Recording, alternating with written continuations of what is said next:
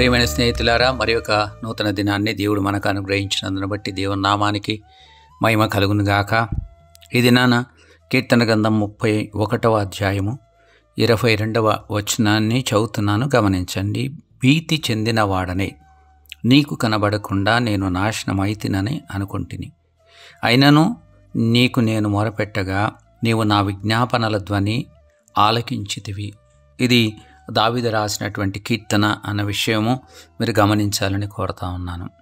ఆయన తన యొక్క బాధని, తన యొక్క వేదనని, తన యొక్క ప్రాణ బాధల్ని దేవుని సన్నిధిలో కుమ్మరించడం అనేటువంటిది ఈ యొక్క కీర్తనలో మనము గమనిస్తూ ఉన్నాము.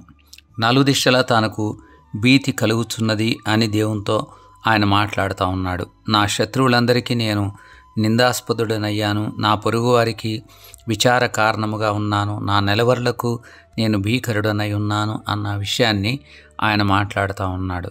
దేవుని యొక్క సన్నిధిలో నుండి కనబడకుండా ఆయన నాశనమైపోయాను అన్నటువంటి విధానములో తనకు శ్రమలు, బాధలు, వేదనలు, ఇబ్బందులు ఎదుర్కొన్నటువంటి పరిస్థితిని మనము గమనిస్తాం. కానీ ఆయన దేవునికి మొరపెట్టినప్పుడు దేవుడు ఆయన విజ్ఞాపనల ధ్వని ఆలకించి తనను విడిపించాడని 22వ వచనములో మనము గమనిస్తాము. ఆయనను నేను నీకు మొరపెట్టగా నీవు నా విజ్ఞాపనల ధ్వని ఆలకించితివి అన్నమాట మనం గమనిస్తాం. మనకున్నటువంటి ధైర్యం ఏంటంటే సజీవుడైన దేవుడు మనకున్నాడు, ప్రార్థనలు విని ప్రార్థనలకు జవాబిచ్చే దేవుడు మనకున్నాడు, తన యొక్క భక్తుల్ని ఆయన కాపాడేవాడుగా ఉన్నాడు అన్నటువంటి విషయం, తన యందు విశ్వాసం ఉంచేవారిని ఆయన కాపాడుతున్నాడన్న విషయం, తన కొరకు కనిపెట్టేవారిని ఆయన కాపాడుతున్నాడన్న విషయాన్ని మనం ఎప్పుడు కూడా మర్చిపోకూడదు. కాబట్టి ధైర్యముతో కృపాసనం వద్దకు మనం ఎల్లప్పుడూ వెళ్దాం.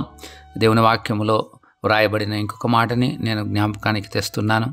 ఇదే కీర్తన 31:24లో యెహోవా కొరకు కనిపెట్టు వారలారా, మీరందరూ మనస్సున ధైర్యం వహించి నిబ్బరముగా ఉండుడి. ఎందుకు నిబ్బరంగా ఉండగలిగిన పరిస్థితి మనకు ఉంటుందంటే మనం దేవుని కొరకు కనిపెడుతున్నాము, ప్రార్థనలో ఆయనకు మన మనవులు తెలియజేస్తున్నాం. కాబట్టి తప్పకుండా దేవుడు మన యొక్క ప్రార్థన విని మనకు జవాబిస్తాడన్న వాస్తవాన్ని గుర్తించి ధైర్యంతో మన యాత్రను కొనసాగించగలుగుదుము గాక.